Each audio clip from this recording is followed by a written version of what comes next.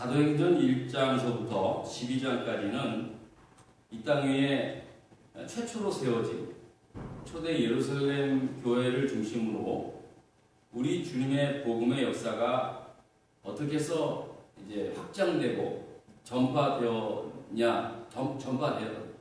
것을 이제 기록하고 있습니다. 그리고 이제 사도행전 13장에 넘어오면서 이제는 예루살렘 교회를 중심으로 했던 복음의 확장이 이제 이방 선교의 중심이 되는 초대 안디옥 교회를 중심으로 세계 속으로 예수 그리스도의 복음의 말씀이 전파되고 있는지를 이제 말씀하고 있습니다.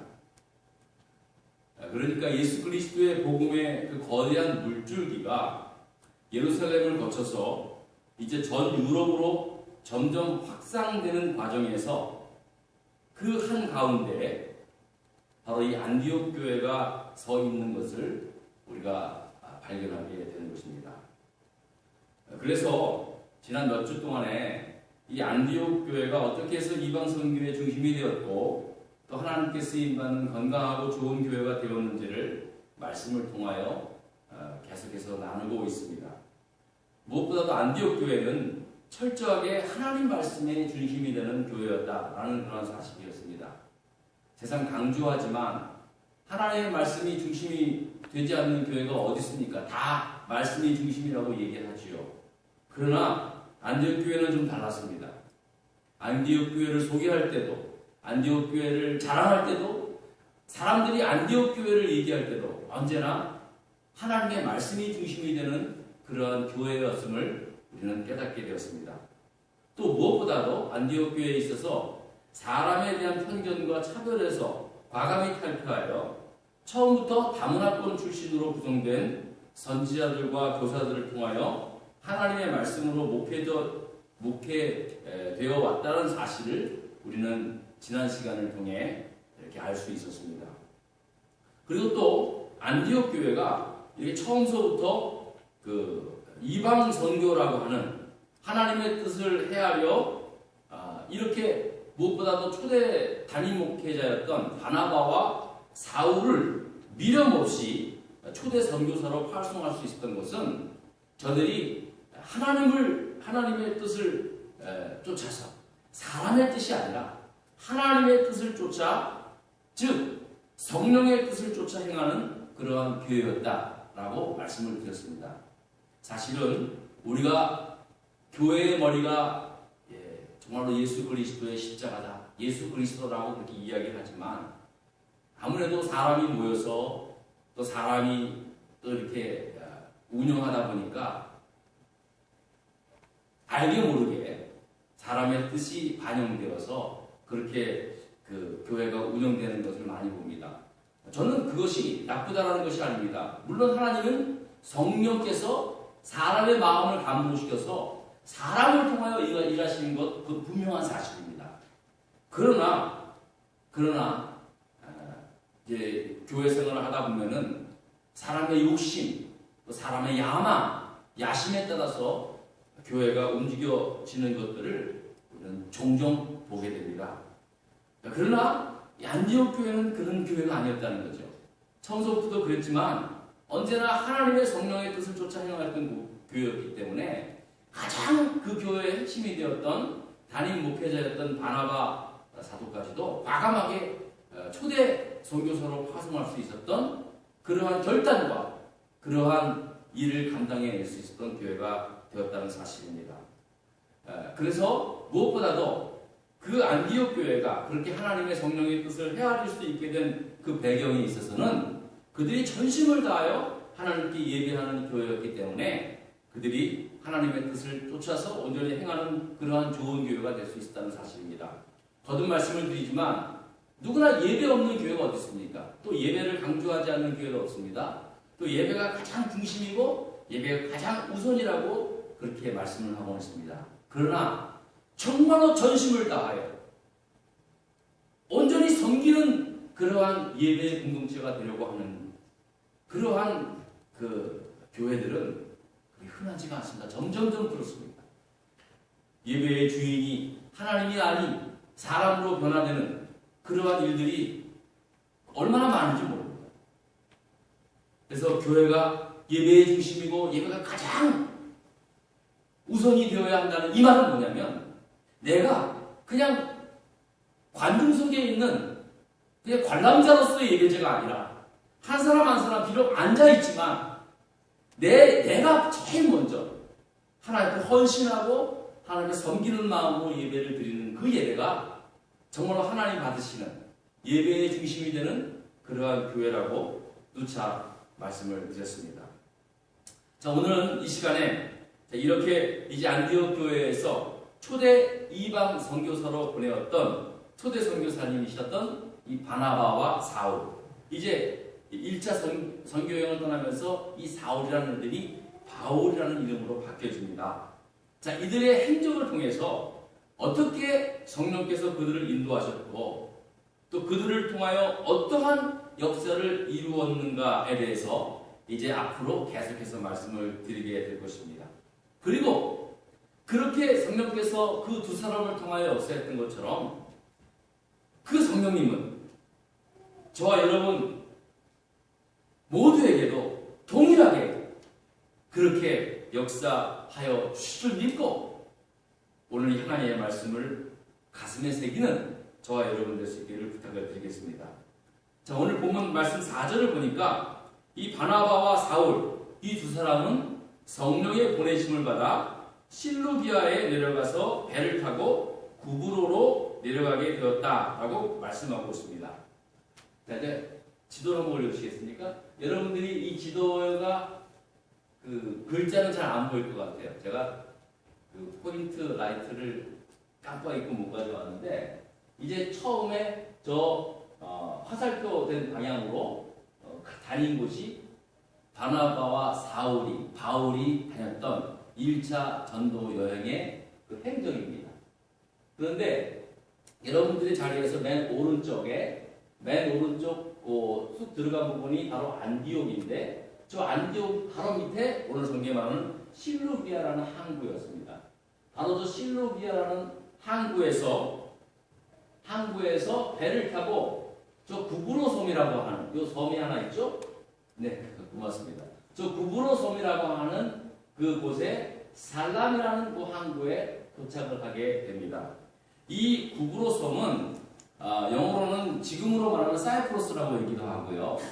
또 우리나라 사람들 가운데는 그 키프로스라는 섬을 말합니다. 그래서 여기에 관광도 많이 다니는 걸로 제가 알고 있습니다. 이 성경에 말하는 구브로라고 하는 섬은 우리나라 제주도의 약 5배 정도의 그 면적을 가진 섬인데요. 바로 이 구브로라는 섬이 이제 계속해서 이방 선교의 아주 중요한 전초기지 역할을 하게 되는 것을 사도행전의 역사를 통해서 우리는 보게 됩니다. 그리고 무엇보다도 이 구브로 섬은 바로 바나바 초대 선교사였던 안디옥 교회의 초대 목회자였고 또 초대 선교사님이셨던 바나바가 태어난 고향이기도 했던 곳입니다. 여기서 바나바와 사울이 그래서 제일 먼저 이제 안디옥 교회에서 안수를 받고 제일 먼저 이제 선교지로 떠난 곳이 바로 구브로 섬이었다는 이 사실은 아마도 이 바나바가 자기의 고향 땅에 제일 먼저 하나님 복음을 좀 전하고자 하는 그러한 바나바의 의도도 바나바의 그런 열망도 담겨져 있지 않겠는가라고 그렇게 생각을 해보게 되는 것입니다. 여러분, 이게 정상입니다. 누구든지 우리가 정말로 예수를 믿고 하나님의 자녀가 되었다면, 그리고 그것이 가장 내 인생의 최고의 복이라면, 여러분, 그 기쁜 소식을 누구한테 가장 먼저 전해야 되겠습니까? 당연히 가장 가까운 가족들에게 제일 먼저 복음을 전할 수밖에 없다는 사실입니다. 안 그렇겠습니까? 그리고 또 실제로 여러분들이 앉아있는 여러분들도 사실은 이제 가장 친구를 통해서 교회에 나오신 분들도 있지만 가족 중에 한 사람이 아니면 부모님이 처음부터 예수를 믿어서 내가 뱃속에서부터 예수를 믿고 교회에 다니신 분들도 계신다는 사실입니다. 그러니까 역으로 말하면은 내가 정말로 하나님의 자녀가 되고 그것이 나의 인생의 최고의 복이라면은 당연히 나의 부모, 형제, 친척들에게 제일 먼저 복음을 전하는 것이 이게 당연한 이야기가 아닐 수 없다라는 사실입니다.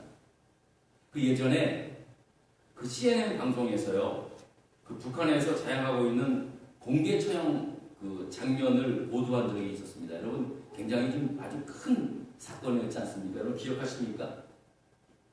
아마 여러분들도 보신 분들이 계시리라고 저는 생각합니다. 그 사형당한 사람들 전부는 북한에서 탈출하여 중국에서 살다가 잡혀온 사람들이었습니다. 근데 그 사형자 중에 한 사람이 그것도 역시 북한에서 탈출하여 연변 지역에 숨어 지내다가 그곳에서 한 선교사님을 만나게 되어서 그 선교사님을 통하여 복음을 전하게 됩니다. 그리고 하나님의 자녀가 됩니다.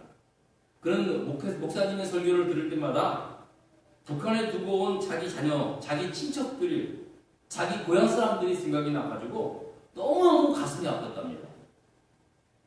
세상에 저들이 지옥 같은 세상에서 태어나 평생을 지옥 같은 삶을 살다가 하나님 없는 그러한 세상으로 간다면 세상에 우리 부모, 형제, 친척, 동네 사람만큼 불쌍한 사람이 어디 있을까? 목사님의 설교를 들으면서 계속 그 마음이 끊임없이 타오르고 있더래요. 그래가지고 그는 목숨을 걸고 자기가 탈출했던 그 북한 땅에 다시 자기 고향 땅으로 원래 자녀에서 들어가게 됩니다. 그리고 그곳에서 몰래 동네 사람들에게 복음을 전하다가 결국 잡혀서 처형당하는 그런 순교자가 있었다는 사실을 저는 전해드렸습니다. 여러분 그렇습니다. 우리가 예수를 믿고 하나님의 자녀가 되어 이 세상 살다가 이제 영원히 죽지 않고 하나님 나라의 백성으로 살게 되는 축복을 우리가 정말로 받았다면 그 기쁜 소식을 누구에게 가장 먼저 전해야 될 것인가? 당연히 나의 가장 가까운 사랑하는 가족부터 친척부터 시작해서 전하게 될 수 있다는 사실입니다. 그래서 예수님께서 이렇게 말씀합니다. 너희가 복음이 예루살렘과 온 유대와 사마리아와 땅까지 이르러 복음을 전달하고 말씀하셨습니다. 즉 무슨 말씀이냐? 가장 가까운 데서부터 점점점 먼 곳에까지 복음을 전하라는 얘기라는 사실입니다. 아무쪼록 여러분 사실은 우리 부모 형제들 가운데 가까운 친척들 가운데에서도 아직도 하나님을 알지 못하는 사람들이 사실 많이 계십니다. 그들에게 끊임없이 우리가 예수 그리스도의 복음을 전할 수 있는 저와 여러분이 될 수 있기를 바랍니다. 사실은 저도 마찬가지고요. 이렇게 신앙생활 하다 보면은 마음에 걸리시는 형제들이 있습니다. 아직 정말 하나님의 그 복음을 경험하지 못하고 교회 다니라고 해도 예수 믿으라고 해도 아직도 거부하고 있는 가장 가까운 사람들을 생각하면 참 마음이 아플 수가 없습니다. 아무쪼록 여러분들 그런 마음을 품고 계속해서 포기하지 말고 기도할 수 있기를 바랍니다. 자, 이렇게 해서 바나바와 사울은 저 살람이라는 곳에서 이제 내려서 하나님의 말씀을 전하고 그 이 살람이라는 곳에서 바나바의 조카인 그러니까 친조카인 마가 요한이라는 사람을 만나게 되어서 그 마가 요한이라는 사람도 합류하여 수행원으로 함께 이제 전도 여행을 떠나게 됩니다. 그리고 말씀을 보니까 이 살람이라는 곳에 이르러서 가운데로 쭉 통과해서 저 바보라는 그 지역으로 그렇게 이제 도착을 하게 되었다는 사실입니다. 이 바보라는 것은 한국어로 번역해서 그러는데 원래 영어로는 파포스라는 곳입니다. 파포스. 그런데 이곳에서는 이제 신 파포스와 뉴 파포스, 새로 신도시 파포스와 구도시 파포스가 있는데 바나바와 사울이 도착한 곳은 한 구도시였던 저 파포스였습니다. 자, 그런데 이 도시는 어떤 도시였냐면은 미의 여신 아프로디테와 고대 다산 신들을 숭배하기 위하여 바쳐진 그러한 도시였다는 사실입니다. 이게 무슨 말씀이었냐면 바나바와 사울이 도착한 이 파포스라고 하는 이 항구 도시는 이미 영적으로나 환경적으로 온갖 우상과 잡신을 섬기는 그러한 도시였다는 사실입니다. 특히 이 미의 여신인 이 아프로디테를 섬기고 또 다산신을 섬기는 그런 제사는요, 우리 인간의 도덕과 윤리로서는 도저히 상상이 안 되는, 완전히 그런 것들을 파괴하는 그런 음란적 행위를 통해서 제사하는 그런 예배 형태를 가졌기 때문에 그야말로 그 도시는 전체적으로 타락할 수밖에 없는 그러한 도시였다라는 것을 그 도시를 발견한 고대 학자들의 입에서라든지 그런 것을 통해서 연구 논문을 통해서 그렇게 증명되어져 왔습니다. 자, 그러니까 오늘 말씀을 보니까 그 당시 이 파포스라고 하는 도시는 얼마나 영적으로 타락한 도시였는가를 우리는 깨닫게 됩니다. 또한 오늘 이 말씀을 보니까 이 당시에 그 도시를 다스리는 로마 총독 서기오 바울이라는 사람이 있었는데, 이 총독은 자신을 위해서 유대인 출신의 박수무당 바예수라는 사람을 옆에 두고 있었다라고 성경을 말씀하고 있습니다. 여러분 생각해 보십시오. 한 도시를 다스리고 한 도시의 최고 권력자인 이 사람이 거짓 선지자인 박수무당을 옆에 두고 점을 치고 정치를 했으니 그 도시의 영적 상황이 어떠했는지는 이건 짐작이 가고도 남을 만한 그러한 일이었다는 사실입니다. 이상하게 이 권력자들은 말이에요, 보면은 뭐 굉장히 강해 보이지만 그렇게 불안한가 봐요. 가만히 보면은 고대 문헌이라든지 중세시대를 가만히 보면은 권력자들 앞에서는 항상 점을 치고 마술을 하는 그런 사람들이 참 많았던 거예요. 이 파포스라는 곳을 다스리는 서기오 바울이라는 이 사람도 그 옆에 전쟁이 바예수라고 하는 박수무당을 두고 그와 함께 그 도시를 다스리고 있었다라는 이 말씀만 요거 한 가지만 보더라도 그 도시의 영적 상황이 어떠했는지는 충분히 알 수 있다는 사실입니다. 부끄럽지만 여러분, 우리 대한민국 그 정치인들 가운데서도요, 굉장히 많은 분들이 자신의 운명을 알기 위해서 선거 때만 되면은 점쟁이를 찾아간다는 사실은 아마 여러분 이미 다 알고 있는 사실일 겁니다. 정말로 많은 정치인들이 선거 때면 되면 내가 이번에 당첨이 되겠느냐 안 되겠느냐, 내 운세가 여기서 끝이냐 아니냐, 당첨되려면 어떻게 해야 되느냐, 부적을 사다 껴놓고 베개에다 넣고, 그런 사람들이 우리가 상상 이상의 많은 정치인들이 그런 일들을 한다고 합니다. 점쟁이를 만나서 선거의 결과를 점치고 액땜을 맞는 그런 정치를 하는 정치인들의 정치가 과연 그게 제대로 된 정치가 되겠냐는, 저는 그런 사실들을요, 시사 뉴스 채널에 이렇게 잠시 얘기하는 거 보면서도 그냥 웃어 넘기는 경우들도 있더라고요. 근데 여러분, 그게 물론 우리의 상식으로 저만 볼 수 있죠. 하지만 국가를 경영하는, 국가를 위하여 정치하는 사람들이 가장 중요한 결정을 내리고 해야 할 사람들이 그 점쟁이 찾아가서 이게 되나 안 되냐, 자신의 운명을 물어보고 액땜을 하는 그런 정치로 어떻게 나라가 제대로 돌아가겠습니까?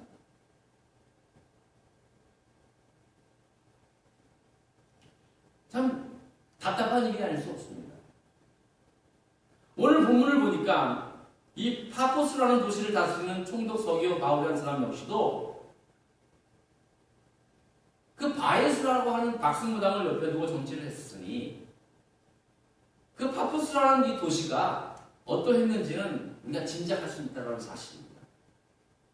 바로 그러한 도시에 바나바와 바울이 도착을 하게 됩니다. 하나님의 성령께서 바로 이렇게 영적으로 타락한 파포스라는 도시에 바나바와 바울을 가게 했던 것입니다. 그러니 그 파포스라는 성에 도착한 두 선지자의 심정이 어떠했겠습니까? 아마 그 광경, 그 도시의 광경을 보면서 한편으로는 좀 두려운 마음도 들었을 수도 있었겠습니다.